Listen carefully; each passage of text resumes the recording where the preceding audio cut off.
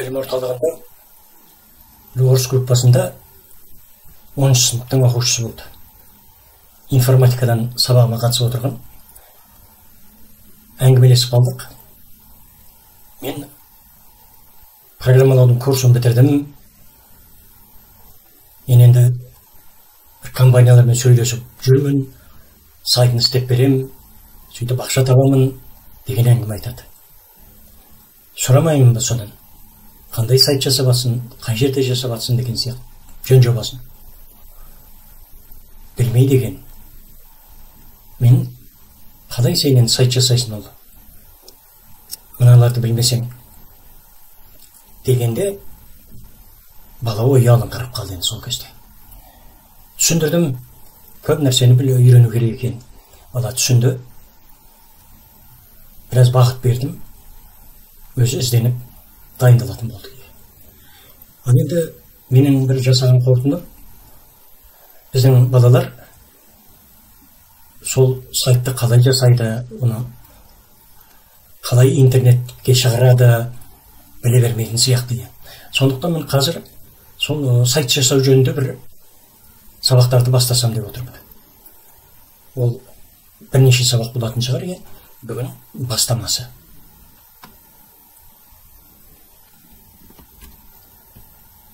Сабақтың бүгінгі тақырыбы сайт жасап іске қосу. Жаңа айттым, бұл бірнеше сабаққа созылады. Бүгін бірінші сабағы бастамасы. Жалпы сайт қалай жасалады, ол интернетке қалай шығарылады, сол туралы жалпы түсінік бермекшімін. Бүгінге соның өзі жететін шығар. Көрейік қазір.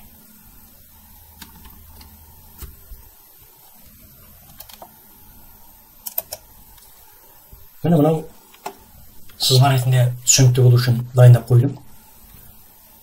Осы сызба бойынша қазір біз әңгімелесіп көрейік. Сайт дегеннің не екенін енді түсіндіріп жатудың көпшілікке керек жоқ шығар. Интернеттен көріп жүрміз. Сайтта өте көптеген ақпараттар беріледі. Ақпараттың барлық түрі беріледі. Ол туралы бөлек әңгіме. Ал енді ол қалай жасалады? Және интернетке қалай шығарылады? Осымен мен үшінші рет қайталап тұрмын осы сұрақты. Ал бастайық онда. Ең бірінші айтатын әңгіме, сайт интернетте бірден жасай салатын нәрсе емес ол. Ол өте күрделі құрылым. Оны арнайы білімі бар адам жасайтын бір бөлек. Одан басқа өте ұсақ түйегі, қыр-сырлары көп кәсіп. Әрине өте қызықты кәсіп. Сол күрделі болғандықтан сайттарды бірден интернетке жасай салып шығара салмайды. Ол түсінікті шығар. Бірінші, сайтты программашы, айтпақшы сайт жасайтын программашыны, программалаушыны, программисті, веб-программист деп атайды. Сол веб-программист ең бірінші сайтты өзінің компьютерінде жасайды, интернетке шығармай тұр. Өйткені өзінің компьютерінде ол сайтты түрлі өзгерте алады, өңдей алады, қайтадан жасай алады. Қысқасы, ойына келген нәрсенің барлығын сол өзінің компьютерінде тұрған кезде сайтына іске асырады. Олай болса, веб-программистің компьютерінде сайтты жасауға арналған программалар комплексі тұру керек. Сол сайт жасауға арналған, сайтты өңдеуге арналған программалар комплексі локал сервер деп аталады. Міне мынау біріншісінде жазып қойдым. Тағы да бір қайталап айтайын. Веб-программист сайтты жасап, өңдей алатын, өзгерте алатын, әлі дамыта алатын программалар кешені ол локал сервер деп аталады. Міне мынау бірінші блокта көрсетіп қойдым. Локал сервер. Локал деген сөз ол жергілікті деген мағынаны білдіреді. Неге олай атайды? Өйткені бұл сервер веб программисттің өзінің жеке компьютерінде тұрады. Ол жерде жасалған сайт әлі интернетке шығарылмаған және интернеттен көрінбейді. Әрине веб программисттің өзі көрсетем демесе. Ал енді веб программист сол жеке компьютерінде тұрған сайтын интернетке көрсетемін десе, ондай мүмкіндікте локал серверде бар әрине. Бірақ сайтты жасап біткенге дейін мүмкіндігінше локал серверден интернетке шықпайтындай қылып жауып тастайды. Ондай әдісі де бар. Локал серверден интернетке қосылмай тұрғаны пайдалы. Өйткені бітпеген әлі сайт, және ол сайт өзіңнің жеке компьютеріңде интернет арқылы түрлі зиянды программалар, вирустар кіріп кетуді әбден мүмкін. Ал сонымен қайтып келейін локал серверге. Міне локал серверде сайт жасауға болатын құрал сайманның барлығы түгел болады. Ол құрал сайман біреу ғана емес, екеу ғана емес, өте көп. Сондықтан локал сервердің құрамы жөнінде, оның мүмкіндіктері жөнінде біз бөлек сабақта әңгімелесейік. Тек қазір бір ғана нәрсені білгеніңіз жөн. Локал сервер ол веб программисттің компьютерінде, жеке компьютерінде орналастырылады, және ол жерде сайт жасалады, өңделеді, редакторланады деген сөз.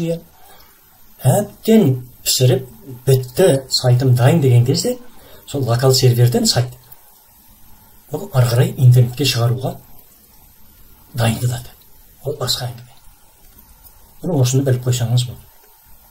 Және локал сервердің құрамында сайт жасауға қажетті өте көп программалар бар. Яғни локал сервер ол сондай сайт жасауға арналған программалардың комплексі немесе кешені. Міне қазірше осыны біліп қойыңыз. Бұл бір. Енді локал сервердегі сайтты жасап, өңдеп, оны бітті дегеннің өзінде бірнеше күн қойып, айналып келіп қараған дұрыс болады. Сонда кем-кетігі бірден көзге түседі. Өте шығармашылықты талап ететін жұмыс. Ал күрделі сайттарды жалғыз веб программист жасай алмайды. Оны программистердің арнайы тобы кірісіп тұрып, жан-жақты кірісіп тұрып жасайды. Әрқайсының өзінің міндеті болады. Қысқасы, өте қызықты және күрделі жұмыс сайт жасау. Өте қызықты. Ал енді мақұл осының бәрінен өтіп дайын болды дейік. Содан кейін не істеледі дегенде, ол сайтты енді интернетке шығарудың әрекеті істеледі. Ол үшін интернетте хост компаниялар, немесе хостинг компаниялар деген компаниялар болады. Арнайы. Міне ортаға келдік. Хостинг компания деген нағыз осы сайттарды интернетке шығарумен айналысатын кәсіби компаниялар. Бұл хост компанияның негізгі ерекшеліктерін айтайын енді. Оның көптеген серверлер бар. Көптеген. Сол серверлерге арыз берген немесе өтініш берген сайт иелерінің сайттарын орналастырады. Әрине ақылы түрде. Сөйтіп интернетке көрсетіп тұрады. Ал хостинг компанияның маңызды ең негізгі жұмысы әрине интернетке сол сайттарды көрсетіп тұру, үзбей көрсетіп тұру. Ол үшін серверлері күндіз-түні өшпестен істеп тұрды. Мамандары күндіз-түні әрбір сайтқа қызмет жасап тұрады. Қандай қызмет жасайтыны, бұл тағы да бөлек әңгіме.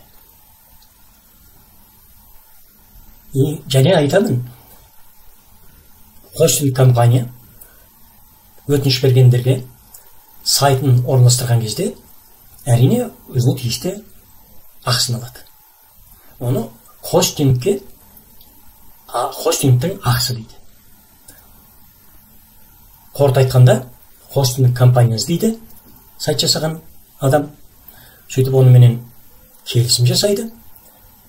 Хостингке бір жылға ай сайын төлеуге де болады, бірақ дегенмен бір жылға төлеген ыңғайлы. Онша қымбаттай емес. Ақысын төлейді. Содан кейін хостинг компания сайтқа арнайы орын бөледі өзінің серверінен.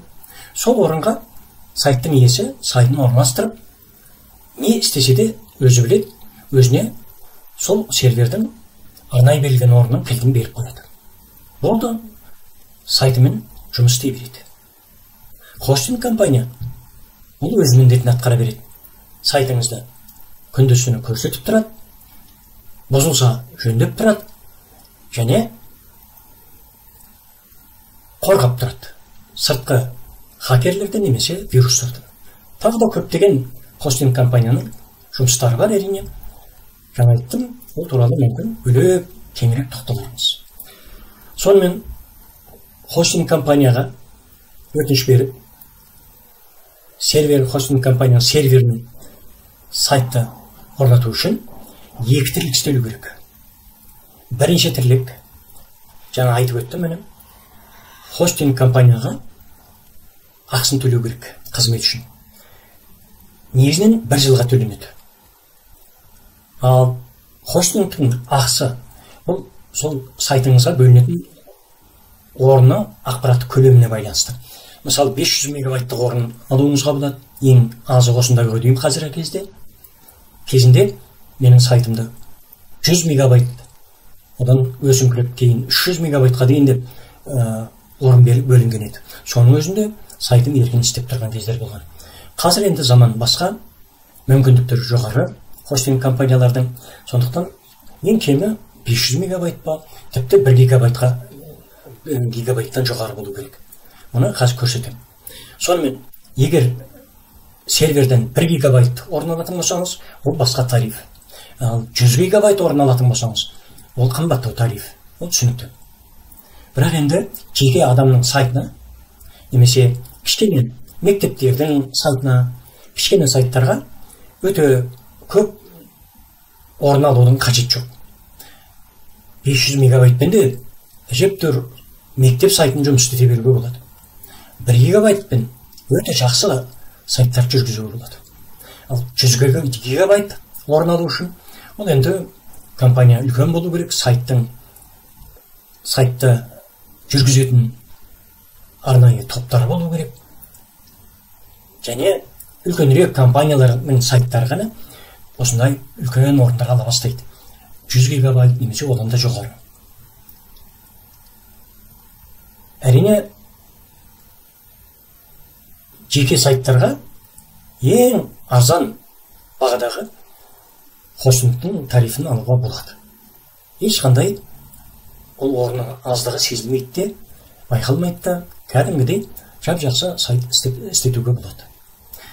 Енді хостинг компанияның серверіне сайтты орналастыру үшін тағы бір тірлік істеу керек. Ол мына астында. Ол тірлік интернетке қоятын сайтыңызға ат таңдауыңыз керек. Өзіңіз бір ат таңдайсыз. Оны ат демейді, домен дейді. Домен таңдайсыз. Мысалы, көрсеттім, мына Nurkz деген сайтты білесіз. Оның аты Нұр. Ал немесе домен. KZ деген ол бас домен, ол мемлекетті білдіреді. Мысалы, РУ болса Россияның, немесе USA болса ақштікі деген сияқты бірінші бас домен ол мемлекетті білдіреді. Немесе тағы бір басқа бір мағынаны білдіретін домендер бар, бас домен. Ол нүктенің оң жағындағы доменді айтып тұрмын, бас домен. Ал нүктенің сол жағындағы ол бірінші домен деп аталады. Міне осы бірінші доменді біз хостинг компаниядан сатып алуымыз керек болады. Қандай ат қойсаңыз, өзіңіздің атыңызды қойсаңыз да, ол доменді хостинг компаниядан ақы төлеп сатып аласыз бәрібір. Неге десеңіз, ол сайтыңыздың аты хостинг компанияда емес, сол арнайы интернетті басқаратын компанияларда тіркеледі. Ол бірнеше сатыдан өтеді. Сөйтіп, ең түбі жаңағы ақштағы түпкі домендер тіркейтін серверде, компьютерде тіркеледі. Мына осы тіркеудің бәрі жасалғандықтан сіз доменді ақы төлеп сатып аласыз. Яғни тіркетесіз деген сөз ол. Сіз тіркеу үшін төлейсіз. Тағы да бір сайттың мысалы міне егемен KZ деген, KZ бас домен, тағы да айтамын, мемлекетте білдіріп тұр. Егемен деген бірінші домен, бұл егемен KZ сайтының аты. Хабарыңыз бар шығар, Егемен Қазақстан газетінің сайты. Және білім ланд сайтының адрестерін мысалға келтіріп қойдым. Міне екінші бір мәселе домен сатып алу. Оны тікелей сол хостинг компанияның өзінен сатып алуға болады. Ол доменге де көбінесе бір жылға бір-ақ рет төлеуге болады. Ай сайын төлейтін мүмкіндігі де бар, бірақ енді бір жылға төлеген ыңғайлы. Оның үстіне әлгінде айттым, хостинг сияқты доменді анау айтқан қымбат емес. Бір жылға қазіргі кезде біздің Қазақстанда бір жылға доменге де 3000 бір нәрсе төлейді, хостингке де сол шамада төлейді. Яғни екеуіне бір жылда бір 5000 кетеді. Соның арқасында бірақ сайтыңыз жыл бойы тоқтамастан жұмыс істеп тұрады. Міне сайтты интернетке шығаруға арналған осындай тірліктер міндетті түрде істелу керек. Сонда ғана сайтыңыз хостинг компанияның серверінен интернетке ашылады, жұмысын бастайды. Яғни сайтыңыз сіздің хостинг компанияның серверінен шығады интернетке. Ал локал сервердегі сайтыңыз ол сіздің жеке өзіңізге ғана арналған, өзіңіз жұмыс істейсіз, және өзгерте бересіз. Оны айттым. Соған байланысты тағы бір менің ойыма келіп қалды. Мынандай сұрақ туы мүмкін.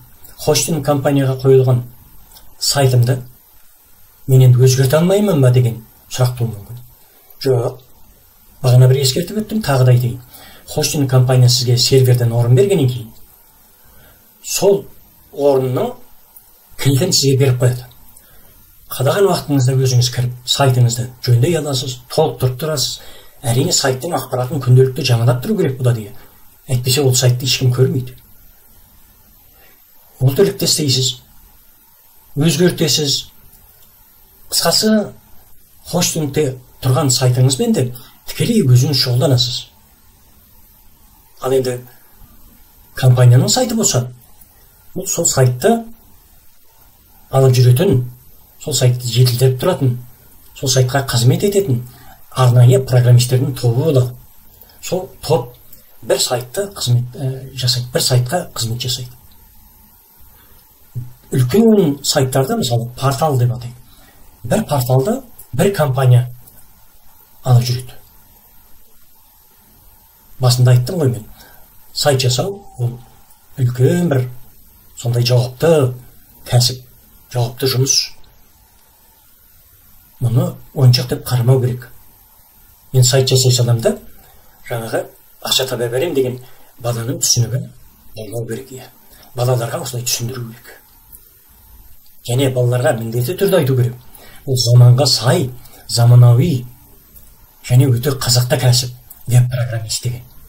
Ол бірақ мені мынандай тірліктер жасауы керек болады деген әңгіме айту керек. Ал енді бүгінгі мына сабаққа осының өзі жеткілікті болады ау деймін. Осымен аяқтайын енді. Жалғасын келесі сабақта айтармын. Келесі сабақтың тақырыбы әрине локал сервер болады. Локал сервердің қандай түрлері бар, қандай жақсы, қандайын қолдануға болады, оны қайдан алуға болады, оны қалай істетуге болады. Міне осы туралы болады келесі сабақ. Сабақ меніңше көпшілікке жаңалық болады ғой деп ойлаймын. Әсіресе қазақ тілде болғандықтан. Менің негізгі мақсатымның өзі осы қазақ тіліндегі контентті көбейту. Қазақ тілде балаларға, мұғалімдерге көбірек қазақ тілінде ақпарат беру.